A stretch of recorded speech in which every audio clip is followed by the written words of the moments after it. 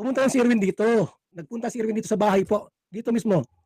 At kinausap kami ni Ate Edna. Ang sabi niya na sila daw po ni Rowena ay matagal nang magjowa. Sabi ni Erwin, para daw po hindi halatang sila magjowa, kunwari mag-aaway-away sila sa vlog. Jowa po ni Erwin si Rowena. Yung po ano po, yung parang ganyan, nakala mo sinasaktan, scripted po yan. Scripted yan. Hello mga sangkay, mga kalingap! Welcome back to my channel. Ito po lang yung sangkay na si Sangkay Lods muling nagbabalik. Kumusta? Kumusta kayong lahat? Sana nasa maayos na kalagayan ng lahat. Mapadito sa Pilipinas or sa mga nasa ibang bansa, dobling ingat tayo, no? So mega love shoutout sa inyong lahat sa Team Sangkay Original, Team Sangkay Sponsors, Team Kalingap, Kival at Edna, Kalingap Rob. Sa lahat ng aking mga followers, supporters, and subscribers, sa mga lolos, lolas, OFWs at PWDs. Mega love shoutout sa inyong lahat, and of course, I love you all. Ayan. Merry Christmas sa inyo, lalo na sa aking mga sponsors. Kay Tita Bing, ang kanyang YouTube channel ay Horbin TV Vlog. Subscribe po natin. Ang tita kong Vayot, si Tita Mina Jaramillo, si Mamita ng San Diego, California. At sa lahat ng mga nagmamahal kay Sangkay, mega love shoutout sa inyong lahat. And Merry Christmas!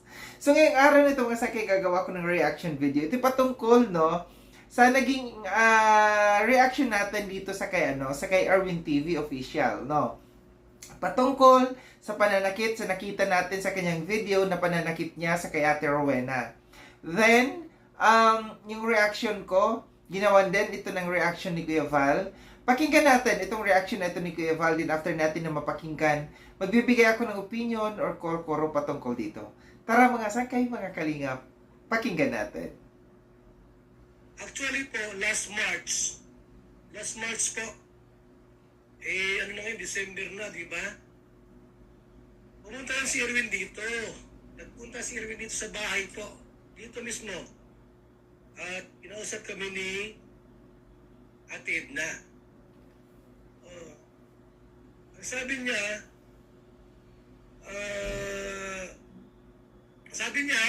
ni Erwin, na sila daw po ni Rowena ay matagal lang magjowa. Matagal lang magjowa po pala sila. Sabi ni Erwin sa amin. May sponsor pala dito ng kanila. May sponsor daw sila. May sponsor na nag-suggest, nag-advise po na gumawa ng parang drama-drama. Sabi ni Erwin, anong klaseng drama po, ma'am? Mayaman yung sponsor ay. Ito ba ay parang love story or action? Sabi ng sponsor ko, ay wag mong na kay Kalinga Prab na yung mga ganyan-ganyan na drama, love story. Hindi, iba sa inyo. Kunwari, nanay mo si Rowena. Sabi ngayon, tapos nasaktan mo siya kunwari. Ayun ang sabi sa amin ni Erwin po nung pumunta rito ng March. Inamin na po na sila pala nagjuwa na pala silang dalawa. Ngayon, mayroon silang plano magpakasal. Alam mong sponsor po. Parang nasa Europe ata yung sponsor. Hindi ko alam kung ngayong taon ang kasal nila sa next year. Alam po noon, magpakasal sila, Erwin at ni Rowena. Kaso, ito nga, dahil para dapat di halatang sila magjuwa, kunwari, mag-aaway-aaway sila sa vlog. Inamin niya po, parang naman nakaraang April po, nakita ko si Erwin sa Bagasbas at si Rowena magkasama yung dalawa. Galing doon sa isang hotel. Sa travelers hotel sa Bagasbas. Sabi ko, dito kayong dalawa. Ang lakad po ni Erwin po parang pakikiay. Ang hirap maglakad. Dahil sila doon sa travelers. Sabi ko, bakit ang hirap po maglakad?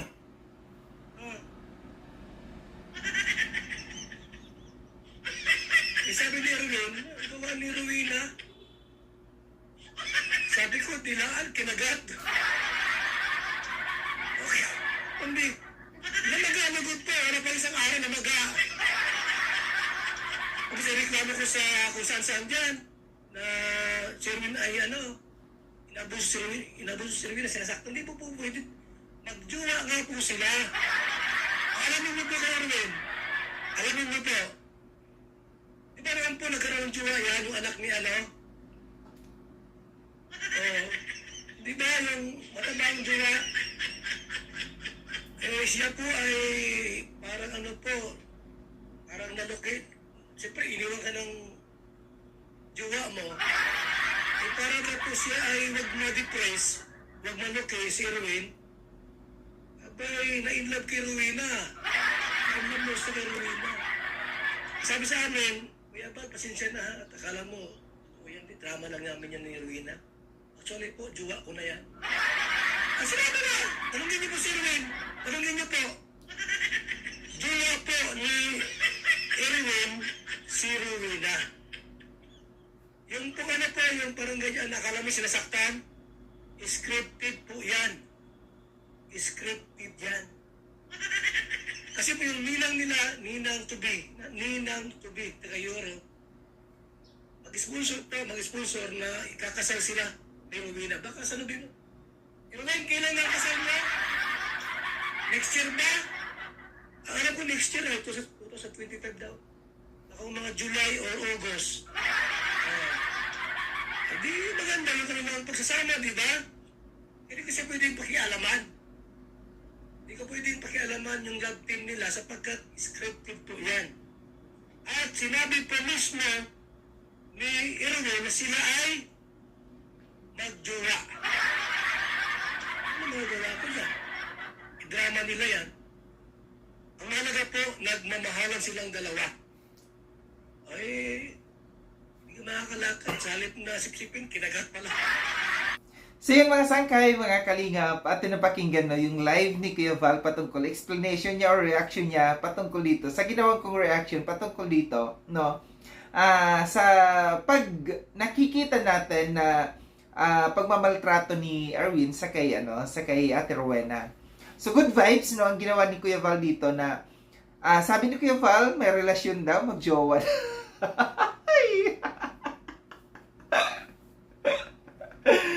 Magjowa daw yung dalawang ito. Well, sa bagay, si Erwin mahilig sa mataba, no? Or sa mga may age gap talaga, no? Kasi sa kanila ni Arshel ba yun? Si Arshel, bata. Mas bata sa kanya. And malaking katawan, chubby, no? Ito naman sa Ate Rowena, malaki rin ang age gap nila. Mas matanda sa kanya. And mataba din. Dami kalukuhan dito ni Kuya Val, no? Well, para sa akin, yung sinasabi, pero parang 50-50 yung paniniwala ko dito, no? Sa sinasabi ni Kuya Val na scripted, no? Yung ginagawang ganyan ni Erwin ay scripted. Alam niyo kung bakit ko nasabi na 50-50? Kasi, maalala natin, no? Yung ibinunyag dati ni Rich, no? Yung dati niyang mabibiyanan niya dapat, no? Na parang, si Nonilon ba yun? Naalala ko ya, na sinabi niya na yung binuhusan yata ng tubig, tapos may hinabol ng itak, na parang naging dapat scripted, no? Naging totoo, na muntikan na si Rich yung maabutan, no? So yun yung sinasabi dito ni hindi ko lang alam kung yun talaga, parang yun yung naalala ko, na sinabi ni Rich dito na scripted yung ginagawa ni Erwin dito sa kanyang mga vlog na ito. Well, kung totoo man na scripted, no, mali pa rin 'yon, no. Mali pa rin yung ipinapakitang ganyan na scripted, no, na pagmaltrato sa isang taong may kapansanan, sa isang taong PWD. Kasi hindi po lahat ng tao nakakaalam na scripted yung ginagawa mo. Paano kung yung mga tao na may kapangyarihan or yung mga tao na nasa tamang posisyon na para magkaso dyan sa kay Erwin sa ginagawa niya, na nakikita nila, naniniwala sila na yan ay sinasaktan. Sa pagdating doon kasi sa sa hukuman or kung saan man, sa barangay or kung hindi mo pwedeng sabihin scripted po kasi yan. Kasi maraming tao, hindi lang dito sa Pilipinas, buong mundo ang nakakapanood, mayroong access sa YouTube. Kahit sino pwedeng makapanood dyan dahil nasa YouTube. Maling-mali pa rin po, no, na yung ipinapakita ng isang tao sa isang taong may kapansanan ay ganyan ang ginagawa. Pangalawa, kung scripted man po yan, mali rin po yun, no?